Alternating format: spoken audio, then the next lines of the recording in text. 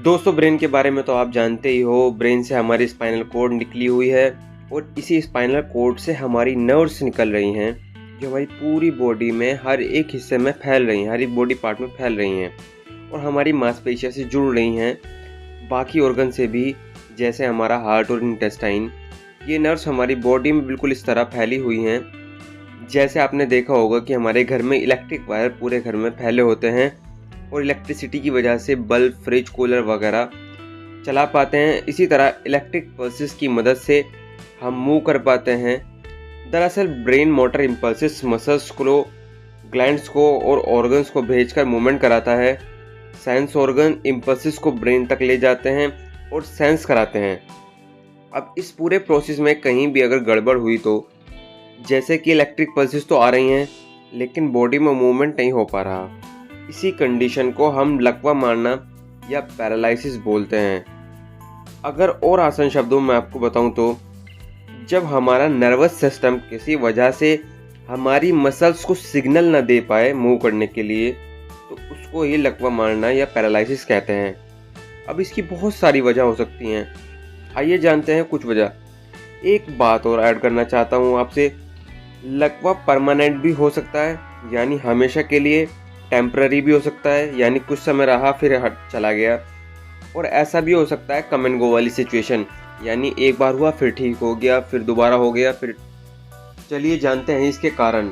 सबसे common reason होता है स्ट्रोक का, जिसमें ब्रेन की ब्लड वेसल्स या तो ब्लॉक हो जाती हैं प्लेग की वजह से, या फिर ब्लड वेसल्स डैमेज हो जाती हैं हेमरेज की वजह से, जिससे ब्रेन में टिश्यू में ऑक्सीजन न मिलने की वजह से ब्रेन के कुछ टिश्यूज मर जाते हैं और ब्रेन का यही पर्टिकुलर एरिया पल्सेस भेज नहीं पाता, तो पर्टिकुलर मसल्स में कोई मूवमेंट नहीं हो पाता और पैरालिसिस हो जाता है।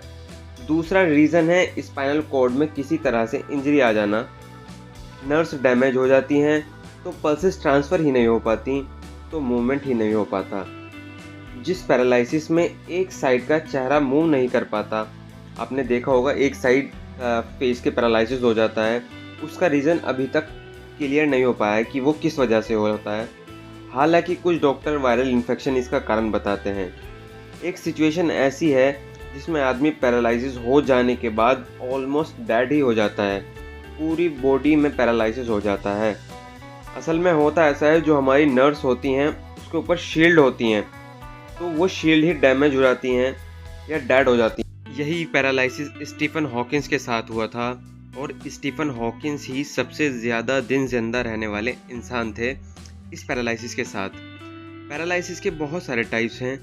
देखिए, आपकी आधी बॉडी पर भी हो सकता है, पूरी बॉडी पर भी हो सकता है, या फिर बॉडी के किसी पार्ट पर भी हो सकता है, जैसे कि आपके हाथ, पैर या सर। अगर बात करें इसके इलाज के बारे में, तो इसका कोई मेडिकल ट्रीटमेंट नहीं है।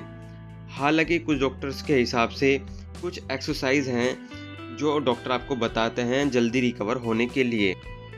तो दोस्तों, उम्मीद करता हूं कि हमारी वीडियोस आपको अच्छी लग रही होंगी। अगर अच्छी लग रही हैं तो प्लीज़ लाइक कर दें, ज़्यादा से ज़्यादा शेयर करें। आपका एक एक लाइक मुझे बहुत सपोर्ट करता है दोस्तों, आपका एक एक शेयर बहुत सपोर्ट करता है। तो प्लीज़ लाइक, शेयर